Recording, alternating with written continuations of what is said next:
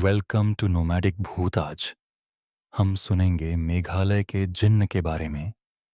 मेघालय बादलों की धरती, जहां पहाड़ धुंध से ढके रहते हैं और हर जंगल में रहस्यमयी खामोशी छाई रहती है। लेकिन इन्हीं जंगलों में कुछ ऐसे रहस्य छिपे हैं जिन्हें स्थानीय लोग भी ज्यादा जाहिर नहीं करते। अरुण और उसके 3 दोस्त विकास, संजय और प्रीति दिल्ली से छुट्टियां मनाने मेघालय आए थे। उनका प्लान था वहां की गुफाएं और झरने देखना। लेकिन गांव वालों ने उन्हें एक खास जगह जाने से रोका, लैतलुम घाटी का परित्यक्त हिस्सा। वहां के बुजुर्गों ने कहा, उस जगह पर जिन्न का साया है। सूरज ढलते ही वहां जाना मौत को बुलाने जैसा है। चारों दोस्तों ने इसे अंधविश्वास समझकर नजरअंदाज कर दिया। अगले दिन वे चुपके से उसी घाटी के बंद हिस्से में निकल पड़े। वहां का माहौल अजीब था। हवा भारी लग रही थी, पेड़ों की शाखें जैसे कांप रही हों, और हर तरफ काई की बदबू फैली थी।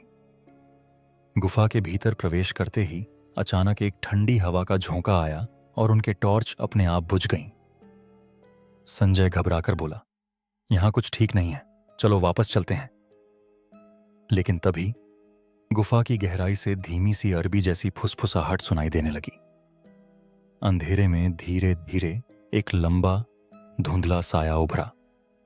उसकी आंखें लाल अंगारों की तरह चमक रही थीं। पूरा गुफा का वातावरण अचानक बर्फ सा ठंडा हो गया। वह जिन्न था, काले धुएं से बना, पर इंसान से कई गुना बड़ा। सिकी भारी आवाज गूंजी, तुम इंसानों को चेतावनी दी गई थी, फिर भी तुम आए हो। अचानक प्रीति पर उसकी परछाई गिर गई। उसके होंठ कांपने लगे और आवाज किसी और की हो गई, मैं अब तुम्हारे शरीर में हूं।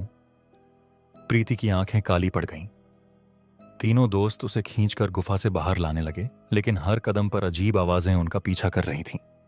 कभी बच्चे के रोने की, कभी किसी औरत की चीख की। गांव लौटकर वे एक स्थानीय पुजारी के पास पहुंचे। पुजारी ने डरते हुए कहा, यह मेघालय का जिन्न है। यह इंसानी आत्माओं को अपना कैदी बनाता है।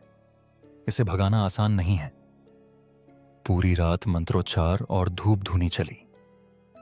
जिन्न बार बार प्रीति के शरीर से बाहर निकलकर काले धुएं में बदलता और दीवारों से टकराता। आखिरकार भोर की पहली किरण पड़ते ही वह दर्दनाक चीख मारकर गायब हो गया। प्रीति बच तो गई, लेकिन उस दिन के बाद उसकी आंखें अक्सर लाल हो जातीं और वह रात में अजीब भाषा में बड़बड़ाने लगती। अरुण ने बाद में स्वीकारा, मेघालय सुंदर है, लेकिन उसकी गहराइयों में कुछ ऐसा है जिसे इंसान छूने की कोशिश भी करे तो उसकी रूह तक कांप उठे।